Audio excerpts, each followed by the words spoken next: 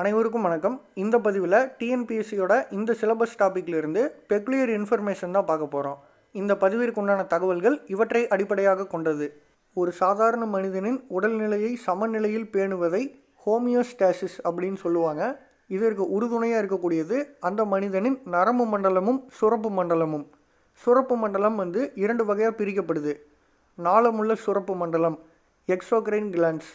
இலக்கு திசுக்கள் target tissues மேலே என்சைம் நொதிகள், சலைவா உமிழ்நீர், ஸ்வெட்டு வியர்வை ஆகியவற்றை இந்த எக்ஸோக்ரைன் கிளான்ஸ் டக்ஸ் மூலிமா வெளியிடுது.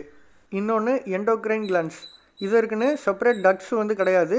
இது வெளிப்படுத்தக்கூடியது ஹார்மோன்கள்.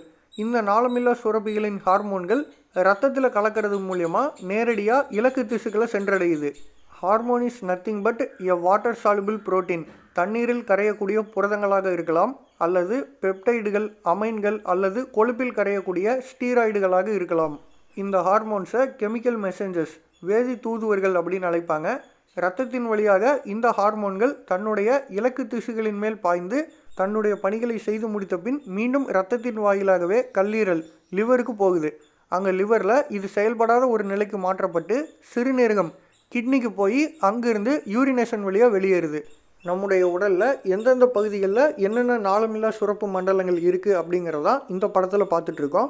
இதில் ஹைப்போதலாமஸ் அப்படிங்கிறது நியூரோ எண்டோக்ரைன் கிளாண்ட் அப்படின்னு சொல்லுவாங்க. அதிலிருந்து ஒரு எக்ஸ்டென்ஷன் மாதிரி பிட்யூட்ரி ஸ்டாக் வழியாக இருக்கக்கூடியது பிட்யூட்ரி கிளாண்டு. அது நிறைய ஹார்மோன்களை சுரக்கக்கூடியது. அதனால் அது மாஸ்டர் கிளாண்ட் அப்படின்னு அழைக்கப்படுது. கணையம், பேங்க்ரியாஸ் போன்றவற்றை பார்சியல் எண்டோக்ரைன் கிளாண்ட் அப்படின்னு அழைப்பாங்க. அதற்குண்டான காரணம் அதில் எக்ஸோக்ரைன் அண்ட் எண்டோக்ரைன் ரெண்டு விதமான பகுதிகள் இருக்குது. இப்போ கொஸ்டின்ஸ் மூலிமா முக்கியமான தகவல்களை பார்ப்போம். The disease diabetes mellitus is caused by the deficiency of. கீழ்கண்ட எந்த பொருளின் குறைவின் காரணமாக சர்க்கரை நோய் உண்டாகிறது? Answer option B, insulin. Which organ or gland of human body is secreting insulin? Insulin மனிதனின் எந்த உடல் உறுப்பு அல்லது சுரப்பியிலிருந்து சுரக்கப்படுகிறது? ஆன்சர் ஆப்ஷன் சி, பேங்க்ரியாஸ், கணையம். Which of the following is responsible for an increase in blood sugar level by stimulating the dissolution of glycogen granules and consequent movement of soluble glucose in blood? Glycogen துகள்களை சிதைவுற செய்து கரைத்தன்மை கொண்ட குளுக்கோஸினை இரத்தத்தில் சேர்ப்பதன் மூலம் இரத்த சர்க்கரை அளவினை அதிகப்படுத்துவதற்கு காரணமாக அமைவது. Increase in blood sugar level, இரத்த சர்க்கரை அளவினை அதிகப்படுத்துவது glucagon.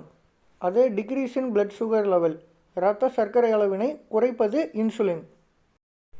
Insulin is secreted by this cells of pancreas. Insulin hormone கணையத்தில் காணப்படும் இவ்வகை செல்களால் சுரக்கப்படுகின்றது.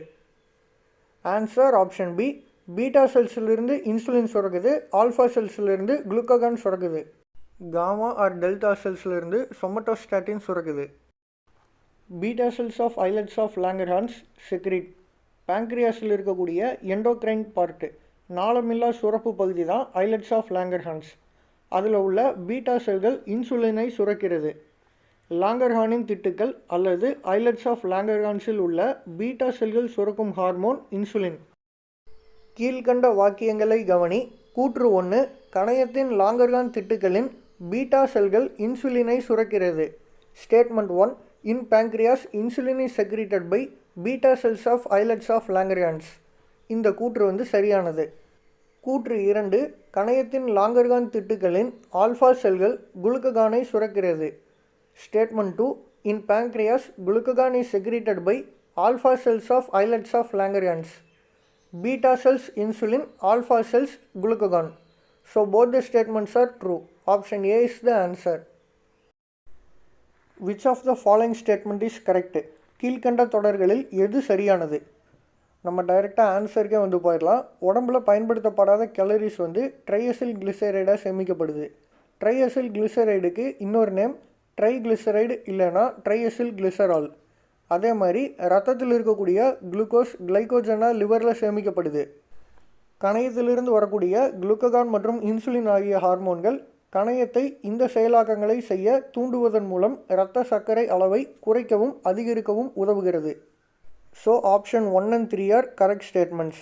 Option A is the answer. Statement 1, when blood glucose level decreases, the hormone glucagon signals the liver to produce and release more glucose and to stop consuming it for its own needs. இரத்த glucose அளவு குறையும் போது glucagon இயக்குநீர் அல்லது hormone அதிக அளவில் குளுக்கோஸை தயாரித்து விடுவிக்கும்படி கல்லீரலை தூண்டுகிறது, மேலும் தனது தேவைக்காக குளுக்கோஸை பயன்படுத்துவதையும் தடுக்கிறது. Statement 3. When blood glucose level is high, insulin signals liver to synthesize and the storage of glycogen and triglycerol. இரத்த குளுக்கோஸ் அளவு அதிகரிக்கும் போது இன்சுலின் அதிக அளவில் கிளைகோஜன் மற்றும் ட்ரைஎசல் கிளிசராலை தயாரித்து சேமிக்கும்படி கல்லீரலை தூண்டுகின்றது. Consider the following endocrine glands. Which of the following is correctly matched?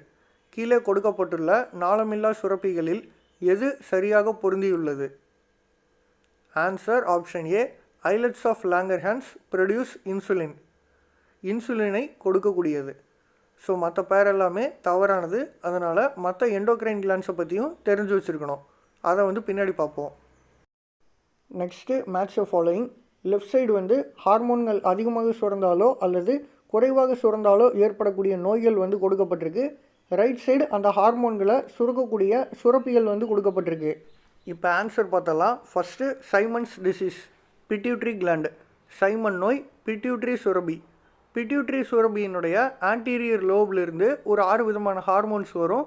அதில் ஏதாவது பிரச்சனை ஏற்பட்டுச்சுன்னா வரக்கூடிய நோய் தான் இது. நெக்ஸ்ட்டு டயபெட்டிஸ் மெலிட்டஸ், பேங்க்ரியாஸ்லேருந்து இன்சுலின் சுரக்காததால் வரக்கூடியது. தேர்ட் ஒன் குஷிங்ஸ் டிசீஸ், குஷிங்கின் நோய்.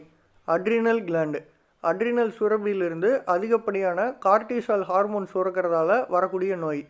இதே போல் அட்ரினல் கிளாண்டிலிருந்து மினரல் கார்கோகார்டிகாய்ட்ஸ், தாது கலர்ந்த கார்கோகார்டிகாய்டுகள் மற்றும் குளூகோகார்டிகாய்டுகள் குறைவாக சுரந்துச்சுன்னா வரக்கூடிய நோய் ஆடிசன்ஸ் டிசீஸ், அடிசனின் நோய். ஸோ அட்ரினல் கிளாண்டோட ரிலேட் ஆகக்கூடிய diseases Cushing's disease and Addison's disease. லாஸ்ட்டாக மிக்ஸோ எடிமா இல்லைனா கல்ஸ் டிசீஸ் அப்படின்னு கொடுக்கலாம். அது தைராய்டு கிளாண்ட்லேருந்து குறைவான தைராக்சின் ஹார்மோன் சுரக்கிறதால ஏற்படக்கூடிய நோய். ஸோ இந்த கொஸ்டினோட answer option C. Thyroid hormone குறைவாக சுரந்துச்சுன்னா குழந்தைகளில் வரக்கூடிய நோய் கிரிட்டினிசம், பெரியவர்களில் வரக்கூடிய நோய் myxoedema or Gull's disease. Thyroxine hormone குறைவாக சுரந்துச்சுன்னா வரக்கூடிய நோய் சிம்பிள் காய்டர், முன்கழுத்து கலலை. இதற்கு இன்னொரு பேரும் இருக்குது, எண்டிமிக் காய்டர், மண்டல கழுத்து கலலை. இதே தைராய்டு ஹார்மோன்ஸ் அதிகப்படியாக சுரந்துச்சுன்னா வரக்கூடிய நோய் கிரேவின் நோய், கிரேவ்ஸ் டிசீஸ். அதற்கு ஆல்டர்னேட்டிவ் நேம்ஸும் இருக்குது, தைரோடாக்சிகோசிஸ் ஆர் எக்ஸோதால்மிக் காய்டர். பிட்யூட்ரி சுரபி குறைவாக வளர்ச்சி ஹார்மோனை சுரந்துச்சுன்னா அதனால் ஏற்படக்கூடிய நோய் டுவார்ஃபிசம். குள்ளத்தன்மை என்னும் நோய் குரோத் ஹார்மோன் பிட்யூட்ரி கிளாண்ட் குறைவாக சுரப்பதால் ஏற்படுகிறது. அதே பிட்யூட்ரி கிளாண்ட் அதிகப்படியான குரோத் ஹார்மோனை சுரந்துச்சுன்னா ஏற்படக்கூடிய நோய் ஜைஜாண்டிசம், ராட்சசத்தன்மை மற்றும் அக்ரோமெகாலி. பிட்யூட்ரி கிளாண்ட்லேருந்து சுரக்கக்கூடிய வேசோப்ரெசின் ஹார்மோன் குறைவாக சுரந்துச்சுன்னா அதனால் ஏற்படக்கூடிய நோய் டயபிட்டிஸ் இன்சிபீடியஸ். கணையத்திலிருந்து இன்சுலின் ஹார்மோன் அதிகப்படியாக சுரந்துச்சுன்னா ஏற்படக்கூடிய நோய் ஹைப்போகிளைஸ்மியா. இதே கணையத்திலிருந்து இன்சுலின் ஹார்மோன் குறைவாக சுரந்துச்சுன்னா ஏற்படக்கூடிய நோய் hyperglycaemia or diabetes mellitus. Parathyroid ஹார்மோனுக்கு ஆல்டர்னேட்டிவ் நேம் தான் பேராதார்மோன். பிடிஹெச் பேராதைராய்டு ஹார்மோன் அதிகப்படியாக சுரப்பதால் ஏற்படக்கூடிய நோய் ஹைப்பர் பேராதைராய்டிசம். இதே பேராதைராய்டு ஹார்மோன் குறைவாக சுரப்பதால் ஏற்படக்கூடிய நோய் tetany. Last one, which one is wrongly matched பேர் இன் தேர் கேரக்டர்ஸ்? கீழ்கண்ட பொருத்தங்களில் பண்புகளின் அடிப்படையில் எது தவறான பொருத்தமாகும்? ஆன்சர் கீழே ஆப்ஷன் சின்னு கொடுத்துருக்காங்க. ஆனால் ஆப்ஷன் பி அண்ட் சி இரண்டுமே தவறாக பொருத்தப்பட்டுள்ள இணைகள். ஃபஸ்ட்டு சரியாக பொருந்திருக்கக்கூடியதை பார்த்துருவோம். First pancreas glucagon. பேங்க்ரியாஸில் இருக்கக்கூடிய ஆல்ஃபா செல்ஸ் குளுக்ககானை சுரக்குது. அடுத்த சரியான இணை ஆப்ஷன் டி. அட்ரினல் கிளாண்ட்லேருந்து 5 ஹார்மோன்ஸ் சுரக்குது. அட்ரினல் மெடுலாலிருந்து 2, அட்ரினல் கார்டெக்ஸ்லேருந்து 3. அதில் அட்ரினல் கார்டெக்ஸ்லேருந்து சுரக்கக்கூடிய ஹார்மோன்களின் வகைப்பாடு தான் glucocorticoids and mineralocorticoids. Next option B பார்த்தோம்னா ஸ்மால் இன்டெஸ்டைன் வராது, பேங்க்ரியாஸ் தான் வரும். அதே மாதிரி ஸ்டொமட்டோஸ்டாட்டின்னு மென்ஷன் பண்ணியிருக்காங்க. ஆக்சுவலாக அது சொமட்டோஸ்டாட்டின். பேங்க்ரியாஸில் இருக்கக்கூடிய டெல்டா செல்ஸ் தான் இந்த சொமட்டோஸ்டாட்டினை சுரக்குது. தேர்டு டெஸ்டிஸ், டெஸ்டோஸ்டீரோன் தான் வரும். ஈஸ்ட்ரோஜன் அண்ட் ப்ரோஜெஸ்டீரோன் ஓவரியிலிருந்து சுரக்கக்கூடியது. வீடியோவை கன்க்ளூட் பண்ணுறதுக்கு முன்னாடி எந்த சுரப்பிகள்லேருந்து எந்த ஹார்மோன் சுரக்குது அப்படிங்கிறத பார்த்துருவோம். இங்கிலீஷில் என்ன இருக்கோ அப்படியே தான் தமிழில் டிரான்ஸ்லிட்ரேஷன் பண்ணியிருக்காங்க. எக்ஸப்ட் இந்த பார்ட்டு மட்டும். எண்டோக்ரைன் கிளான்ஸ் அப்படிங்கிறது தமிழில் நாளமில்லா சுரப்பிகள். இனப்பெருக்க சுரப்பிகள் அப்படிங்கிறது இங்கிலீஷில் கோனாட்ஸ். அதில் வரக்கூடிய டெஸ்டிஸ் அப்படிங்கிறது விந்தகம் அப்படின்னு சொல்லுவாங்க. ஓவரிஸ் அப்படிங்கிறத அண்டகம் அப்படின்னு சொல்லுவாங்க. பேங்க்ரியாஸ் அப்படிங்கிறது கணையம். ஸோ இந்த வரைபடத்தில் இருக்கிற மாதிரி மற்றது எல்லாமே இங்கிலீஷில் என்ன இருக்கோ அப்படியே டிரான்ஸ்லிட்ரேஷன் தான் பண்ணியிருக்காங்க. Starting with hypophysis or pituitary gland.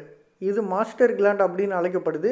இதனுடைய முன்புற கதுப்பு ஆன்டீரியர் லோப் அடினோ ஹைப்போஃபைசிஸ் அப்படின்னு சொல்லுவாங்க. பின்புற கதுப்பு போஸ்டீரியர் லோப் நியூரோ ஹைப்போஃபைசிஸ்ன்னு சொல்லுவாங்க.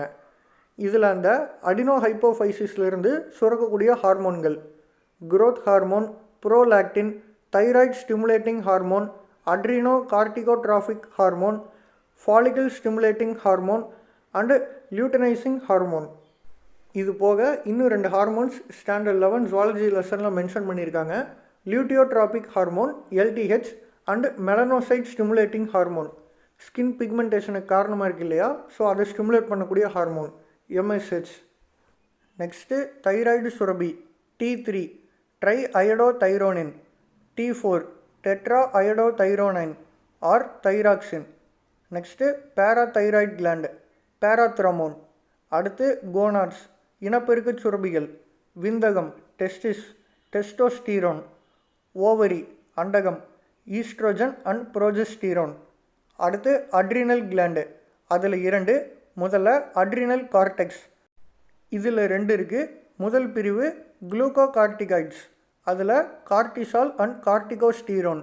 Next mineralo corticoids. அதில் வரக்கூடியது தான் ஆல்டோஸ்டீரோன். அடுத்து அட்ரினல் மெடுலா. அதிலிருந்து சுரக்கக்கூடியது எமர்ஜென்சி ஹார்மோன்ஸ். 2 அவசரகால ஹார்மோன்கள் சுரக்கப்படுகிறது. Number 1 epinephrine or adrenaline. Second norepinephrine or noradrenaline. அடுத்து தைமஸ் சுரபி தைமோசின். அடுத்து கணையத்தின் நாளமில்லா சுரப்பு பகுதி islets of Langerhans, pancreas, insulin and glucagon. பாடத்தை ஒரு தடவைக்கு 2 தடவை படித்தாலே இதெல்லாம் ஞாபகத்தில் இருக்கும். அப்படி இல்லாத பட்சத்தில் ஏதாவது ஷார்ட்கட் தோணுச்சுனாலும் அதை வச்சு மெமரைஸ் பண்ணிக்கோங்க. இதோட இந்த வீடியோ நம்ம கம்ப்ளீட் பண்ணிப்போம். தொடர்ந்து இணைந்திருங்கள். நன்றி.